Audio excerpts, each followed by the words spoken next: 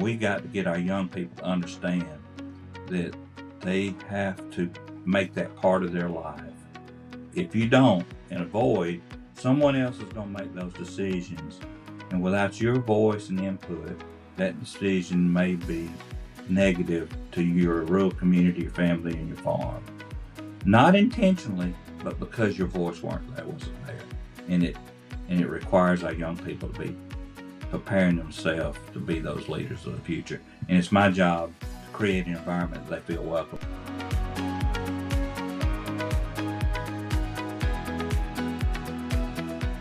Welcome to the Cultivating Leaders Podcast, where we get inside the minds of leaders to harvest great ideas and lessons that help you grow as a difference maker in food and agriculture. I'm your host and curiosity captain, Nicole Ursig. Joining us today is President Zippy Duvall. He's a third-generation beef, hay, and poultry farmer from Georgia. In his professional life, President Duvall serves as the 12th president of the American Farm Bureau Federation, representing more than 6 million member families across the country. President Duvall has been at the helm of the American Farm Bureau since 2016, where he works to strengthen the farm safety net, expand rural broadband, advocate for mental health, and empower the next generation of ag leaders.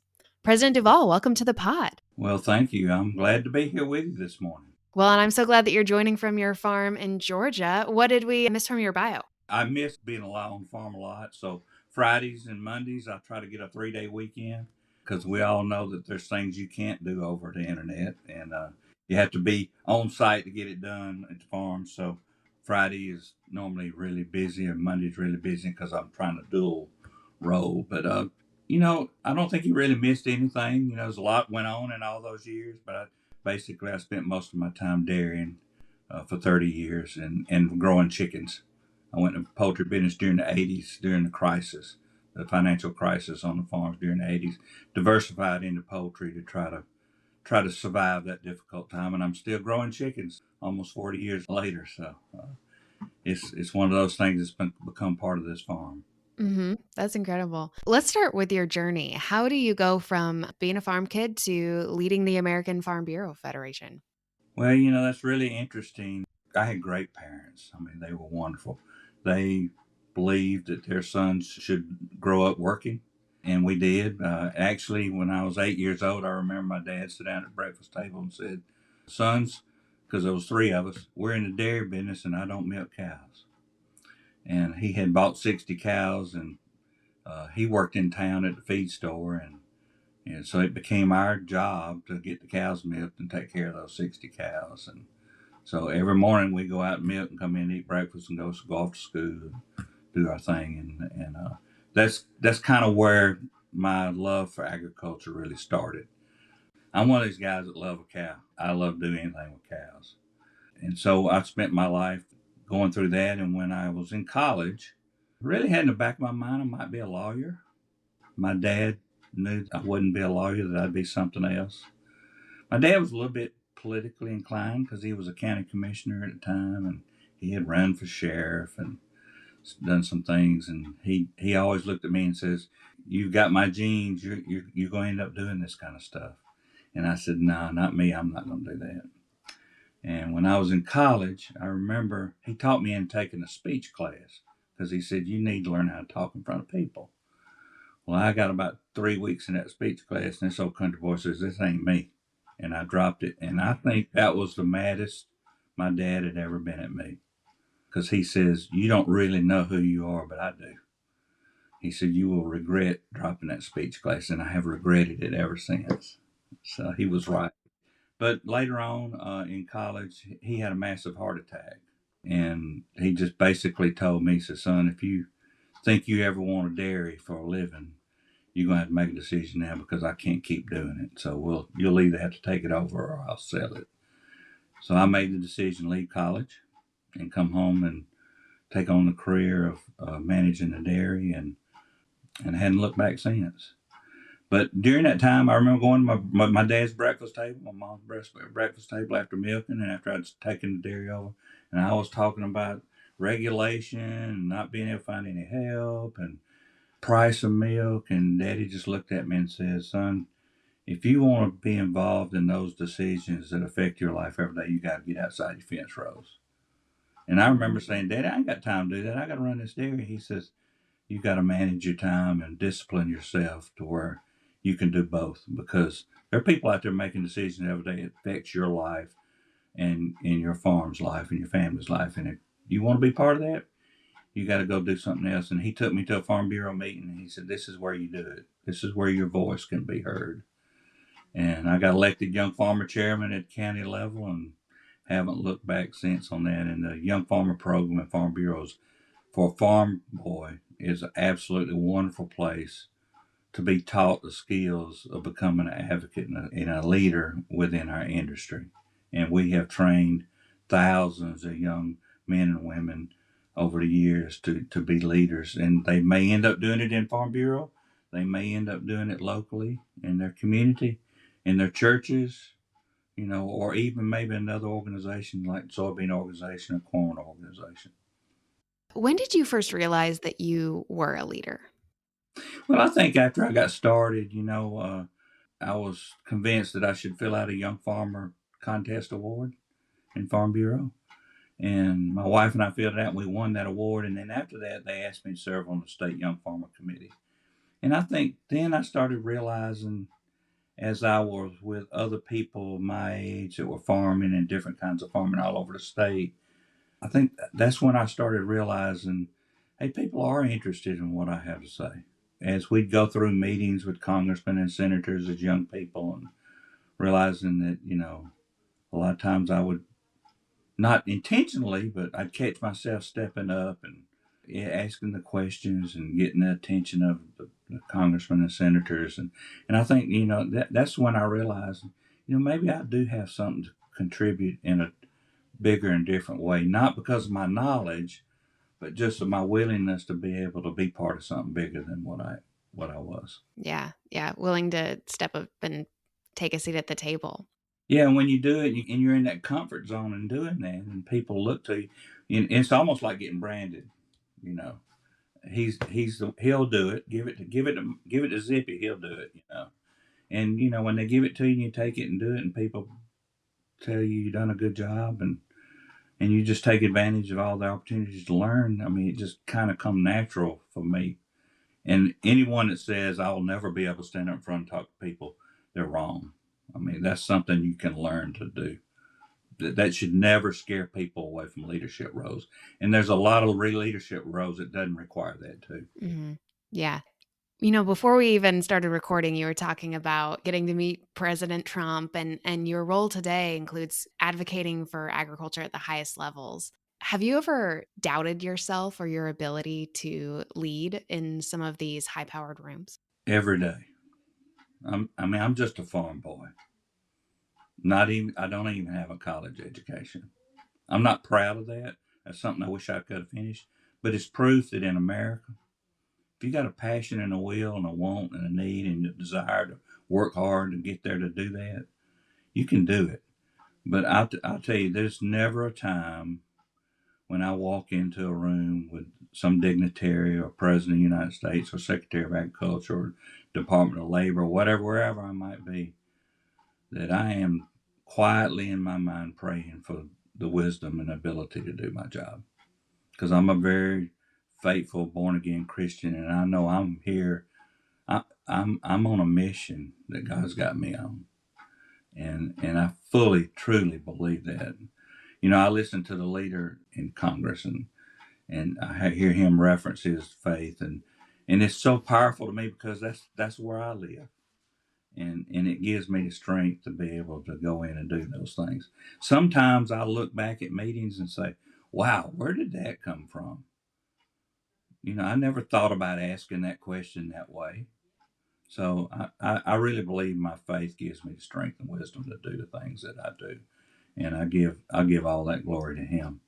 But I have no official training to do this job, but everyone tells me I'm good at it. So I don't like to wave that around because I'm like any other farmer. I'm not one that's going to boast about what I do. It's an honor and privilege to serve the men and women of agriculture and be in those places to be able to tell their story and let their voice be heard. And I'm just the carrier, and God makes that possible. Yeah, that's an incredible perspective. You represent a lot of different farmers, millions of people actually across the United States who have different needs, different opinions, different political views, different types of agriculture that they're in. How do you find unity and direction in such a diverse landscape? Yeah, that's a tough job. It's a heavy lift. But this organization for over 100 years has found a way to make that happen. And I really think it's the process and the reputation that our organization has that hey, don't make them where you come from, what background, what ethnic role, area you come from, big, little, small, organic, traditional. It doesn't make any difference. In our organization, you have a seat at the table through the process. And through that process, from the county level all the way to the national level, it is a way for farmers and ranchers' ideas to surface and find unity in it. And it sometimes it is difficult, very difficult. And really and truly, this day and time with technology, and y'all, we talked a little bit about that before the podcast. In technology, our people have really grasped being able to get on Zoom and now we can put a Georgia farmer and a California farmer, Oregon and Washington on the on Zoom and let them say, well, if we do that, this is how it's going to affect me. Well, I'm in Georgia. I didn't know that. Okay, let's find a way to help both of us. And really, with the technologies that we have today and the abilities for people to really communicate with each other and understand their perspective and their regional difference, it's really easier for us to find common ground than it was before, rather than just all show up at a big meeting and never have time to really communicate across. And that's one thing that I think is important in leadership. And leadership is in our organization. It's not top down. It's not Zippy Duvall and board of directors down. It's that farmer that's on the county farm bureau board. It's his idea, and it rises up. And we provide a vehicle for their voice to be heard and find that common ground. We don't tell them where they need to be going. Now, if they need the information, we're pumping information out there to them so that they can make the right decisions on policy.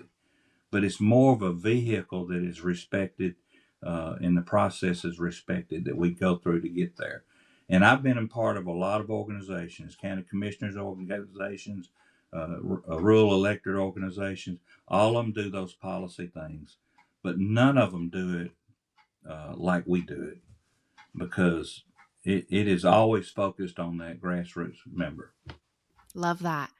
Do you think that your process and some of the way that Farm Bureau operates, can some of the lessons that you've learned be transferred into other organizations in agriculture, whether it's a member organization or not? Oh, I really think so, and through the training that I've received through this organization, and a lot of the leadership in those other organizations have been through that because, their members are our members and our members are their members. And I talk a lot about that, how valuable it is for the unity between commodity groups and Farm Bureau is, because the worst thing that can happen is for corn or soybean or beef or hog or pork or whatever to go down the road of setting their policy and not be in the same lane with us. And so, really and truly, we need to be communicating. Our leaderships in both organizations should be involved in both organizations so that we're running parallel. Because the worst thing you want to do is go into a congressman's office and be opposite of the table or opposite of the issue with one of your other members that's involved in leadership of soybean or corn or whatever. So we work really hard and do a lot of communicating between the two and make sure that our leadership are involved on both sides of both organizations so that we can have that unity between those two. And sometimes that's difficult. Sometimes you can't accomplish that. But most of the time we can find that common ground. One thing I've learned since I've been in Washington is you never agree on everything. So what you don't agree on, just set it to the side. Don't even go there. The time you spend should be spent on areas that you might can find common ground and work on those areas and highlight those areas and show the unity that you can bring around that. You know, Farmers Union, one of the first questions I got when I was seeking this position was, can you work with Farmers Union? I said, I can work with anybody. And we have had opportunity to find common ground with Farmers Union and their leadership the whole 10 years I've been here. Now, there's some areas we just don't go there, you know.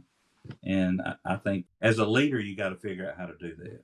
In your role today, you kind of sit at a crossroads between like innovation and tradition because agriculture is such an industry that's rooted in tradition, but also like you just talked about, there's technology advancements and, the way we move forward. What advice do you have for navigating that balance of maintaining the tradition that's so important, but also the innovation for what we need to produce food for the future? Yeah, tradition is our story. We should be telling the story, and it's the most powerful tool we have. The example of that, the buzzword was sustainability, and that's regenerative ag. To us as farmers, it's all the same thing. We've been doing it for decades. Come and look at my farm. It used to be a big gully. Now it's rolling green hills where cattle, you know. We've been doing regenerative agriculture for decades. So it's our story. And when you start talking about moving into the future, it's that innovation. Now, there's a fine line between holding on to your roots. I've always milked cows. I'm always going to milk cows. I had to start growing chickens. It wasn't something I was looking to do. I had enough to do, but I had to diversify to be able to survive that crisis in the 80s.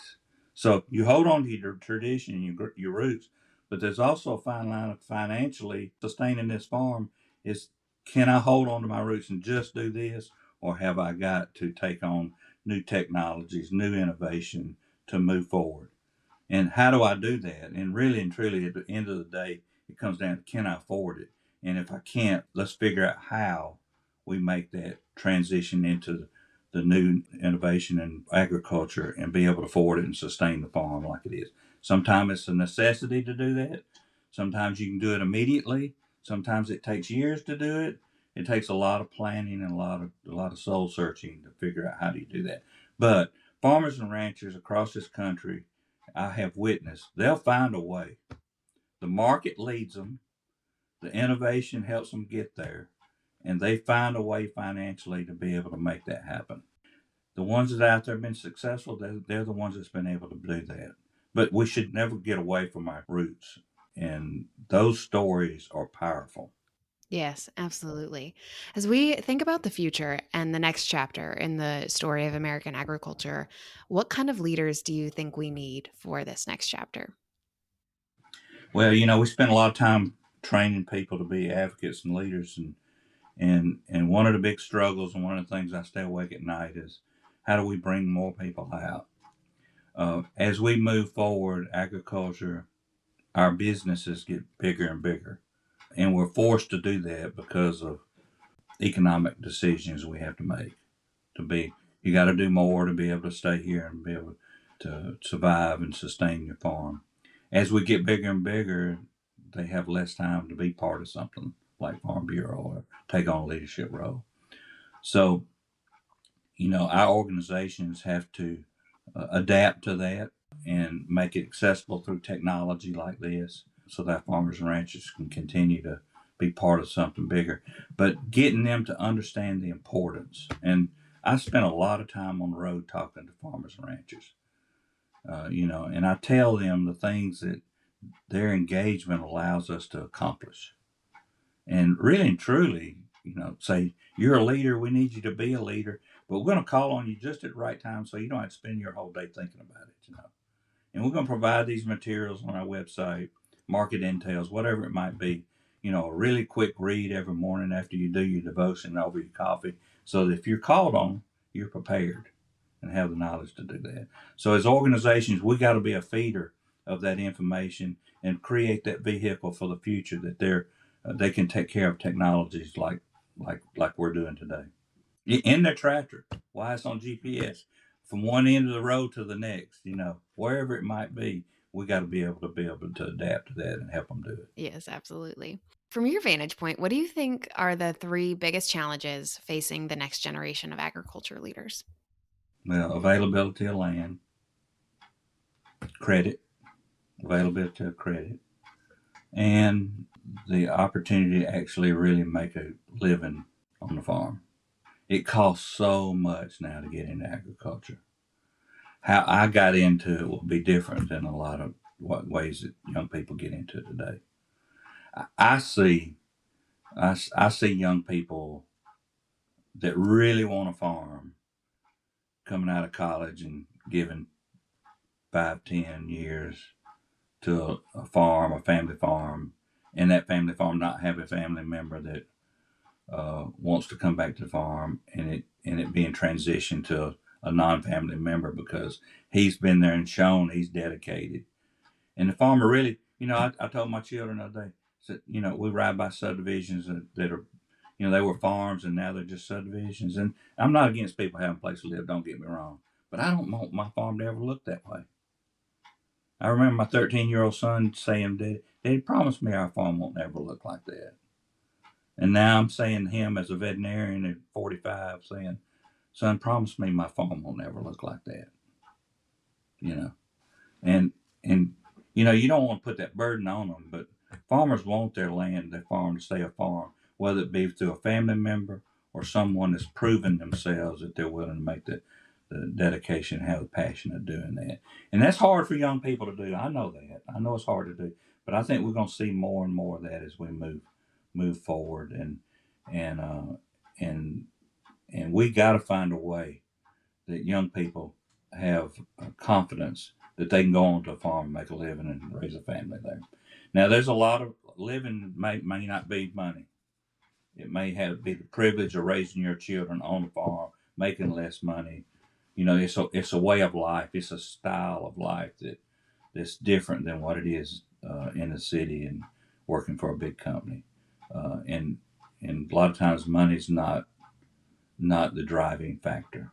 Do you have any idea how we're going to overcome some of these challenges? Or what gives you hope? Well, what gives me hope is when I go to a young farmer meeting, there's 1,200 young farmers there, and they're excited, and they want to learn, and they're so smart, and the things that people have the technology to work with, and how they adapt to them at such an early age now. Even my grandchildren. I mean, I look at them and say, boy, the possibilities and opportunities for them are just out of the roof compared to what they were for me. And I just come away encouraged and excited about the future. I don't, we my dad worried about the same things I worry about. Who's going to be farming when I'm gone? I worry about who's going to be farming, who's going to be in the leadership roles when I'm gone. And it's our job to do everything we can do to help those people understand that there are careers here, there are opportunities here for leadership roles, and the way to do that is to bring them in, make them feel welcome, and help them understand that it's all about setting your priorities and making time to do it because it is important. And I have hundreds of examples of how important it really is and how engagement from farmers and ranchers have made things possible for us to get done in Washington, D.C. Can you share an example? But I would say my biggest example, one that comes to the front of my mind, is the work that we did with the Securities Exchange. When they came out with a rule that was going to affect the way our farmers could farm their land, what they were trying to do was make sure that they had reporting of greenhouse gases from the raw materials of the companies that were being traded on the exchange. And in doing that rule, it would have affected in Scope 3 area, it would have affected farms and how they could farm out there. And so we made a call to our membership to get involved in that. And over about a 2-year period, we had so many contacts to the SEC that the SEC chairman called me as president of this organization and says, "Can you tell me why I got 5,000 emails on my computer from Farm Bureau members?" And that was kind of the beginning of it. And that opened up their involvement, that farmers' involvement, and engagement in our organization opened up the door for me to have multiple conversations with not just the chairman, but members of his committee, and was able to make them understand how that would affect agriculture and the supply chain, food supply chain, and in a very difficult environment, was able to affect that policy where it was not negative to farmers and ranchers. And over a 2-year period, I had face-to-face meetings with them, several phone calls. Our staff were working together to make sure it was not harmful to agriculture, and it could not and would not have happened without that farmer and rancher picking up his phone and emailing the SEC and the congressman and senator about it. And it opened up the doors for our organization to actually make a huge difference. From that to the President of the United States just 2 weeks ago, where I had the opportunity, and I describe it basically to give him a science class on why we need crop protection tools and pesticides. Because everybody says, oh, pesticides, I don't want no food with pesticides on it. Well, let me tell you what happens if you take them all away. Because it's kind of like a whip. When you snap it at the end, something bad's happening. And if you take it all away, something bad's going to happen. And what is the gain and loss in doing that? So that's why we need to be at the table finding that solution that's in the middle, not my solution that I want everything or they won't take everything away from us. We find a solution that we could continue to keep that food system moving, because there's millions of Americans and people around the world that spend on us to get that done. I really love those examples because I think it showcases that in order for leadership to happen, and even your role, exactly what you said, to happen at the highest levels, those opportunities don't happen without really small acts of leaderships that can happen every single day. The sending of an email, the phone call, the being active in an organization. Like those are things that all of us can do every single day that may not feel like a transformational act of leadership, but when we do it at scale across agriculture, it can have, like you just shared, an incredible impact. And that's why Farm Bureau is so important. It gives that vehicle for all that to come together. And if that it wasn't there, probably just a small percentage of those people would be engaged and active. Well, we're out there encouraging them every day through our state and county farm bureaus. And that's why it's important for people to be part of it. Just find your niche in our organization. You don't have to be president and have to dedicate your whole life to it. You can just be a farmer and a grassroots leader and just be engaged when something really important is happening, because that's what makes it successful. You're exactly right. As we look up to the future of agriculture, what do you feel like is one of the biggest misconceptions about the future of ag? Well, I think the biggest misconception is that agriculture is getting big and industrialized, and I don't believe that.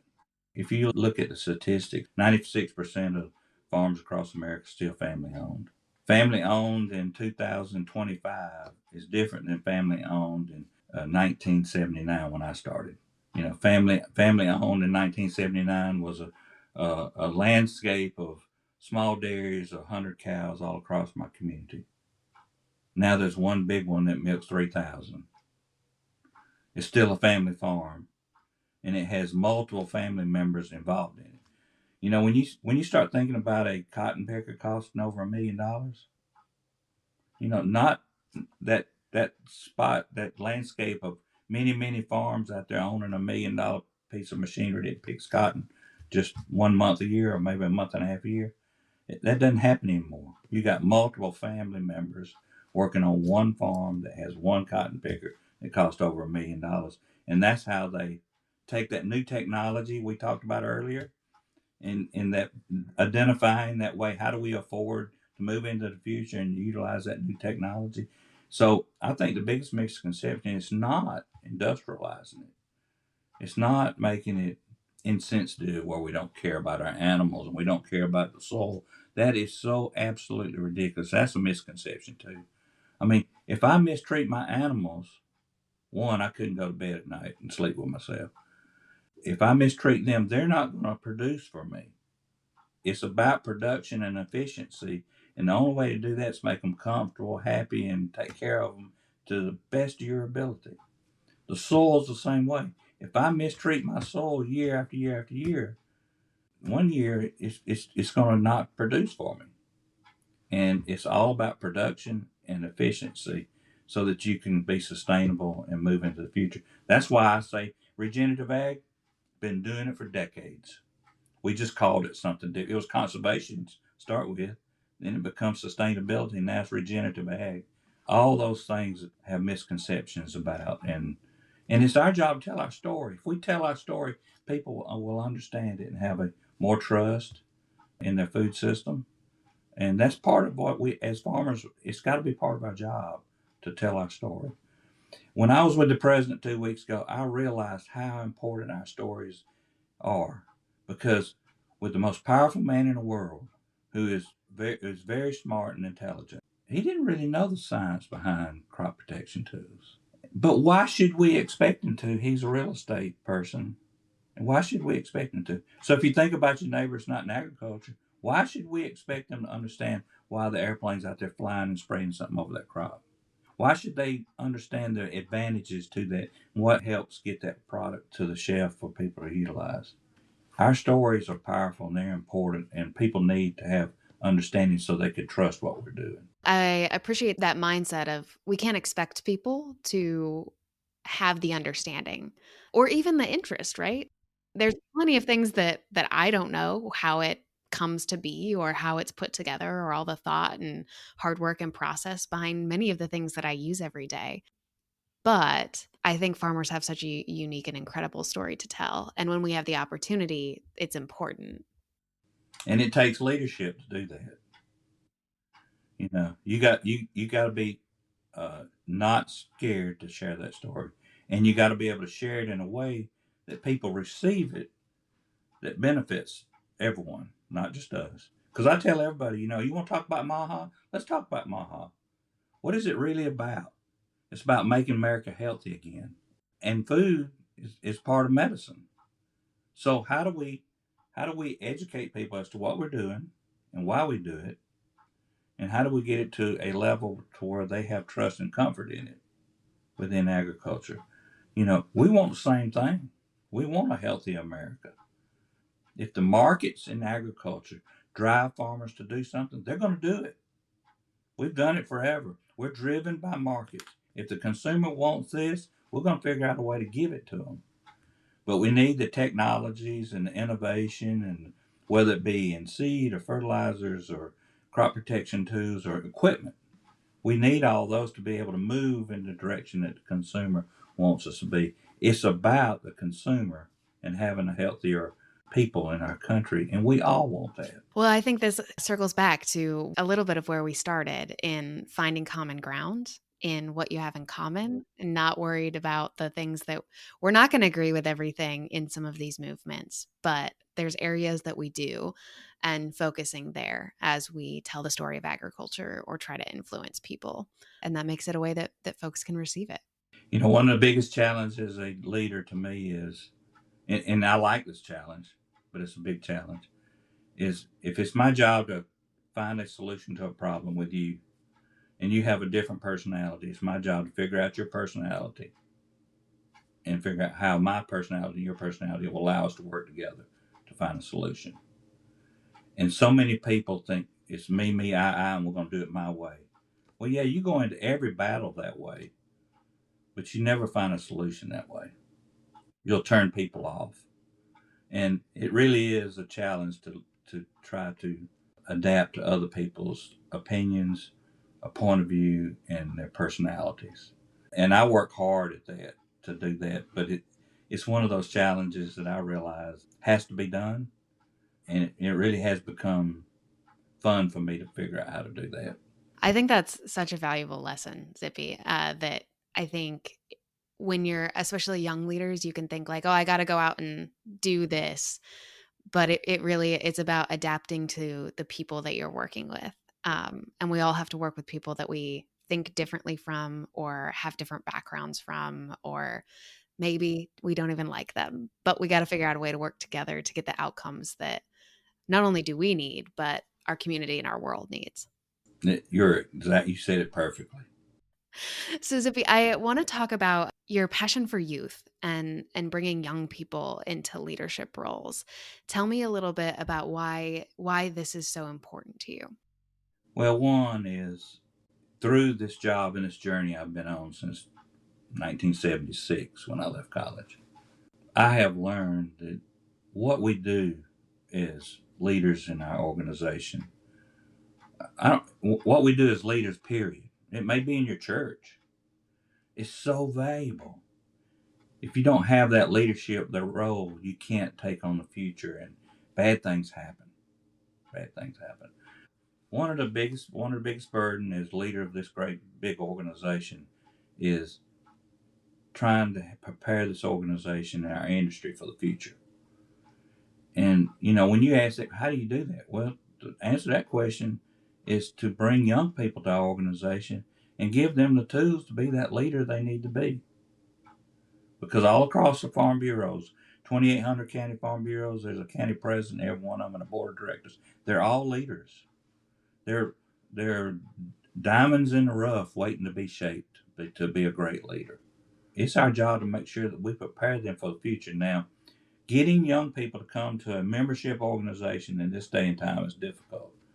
It's difficult. But I challenge that, because if you look at your credit card bill, you're paying a membership to multiple things automatically every month, and one more to Farm Bureau and being part of something, whether it's be a leader or just supportive of agriculture, the people that work hard to feed you every day. I mean, that's just a small way of showing your dedication or support to something that's important to you and your family. We deal with issues that affect all Americans, not just farmers and ranchers.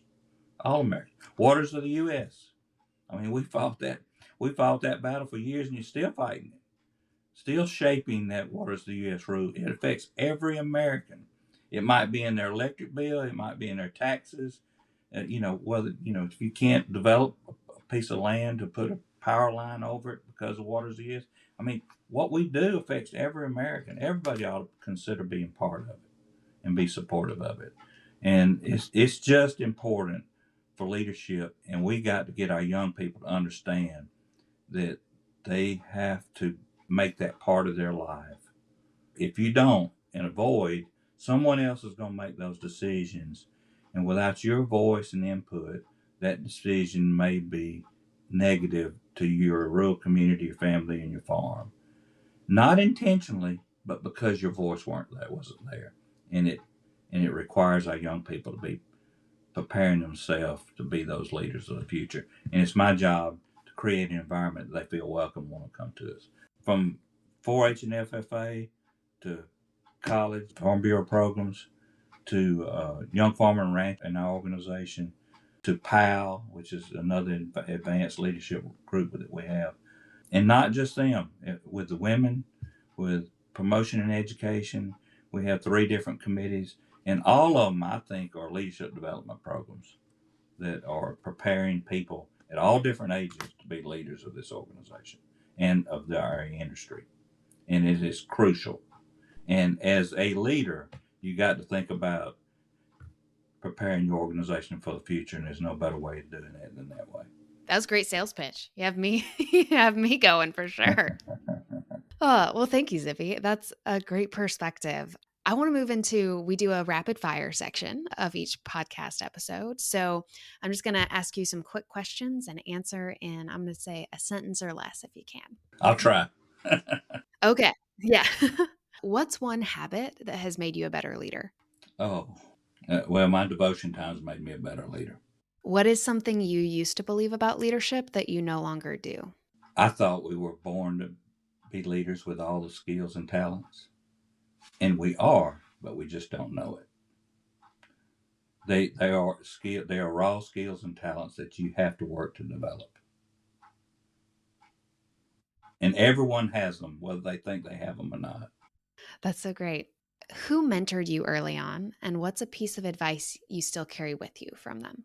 Oh, my dad, my mom and dad. You know, every morning I hear my dad, "If you don't get it done by lunch, son, you're not going to get it done. Let's go." Hard work, dedication with passion can move the world. But if you think it's going to happen without hard work, dedication, and passion, you're wrong. That's a good voice to have in the back of your head. Man, that you're right. No wonder it's hectic when you're on the farm. Yeah, you got to get it done by lunch, son, or you're not going to get it done. So, What would your younger self be most surprised to know about your life today?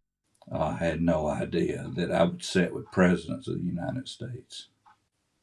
Had no idea that that would ever happen, and have the opportunities that I've had to be able to represent the salt of the earth of our country.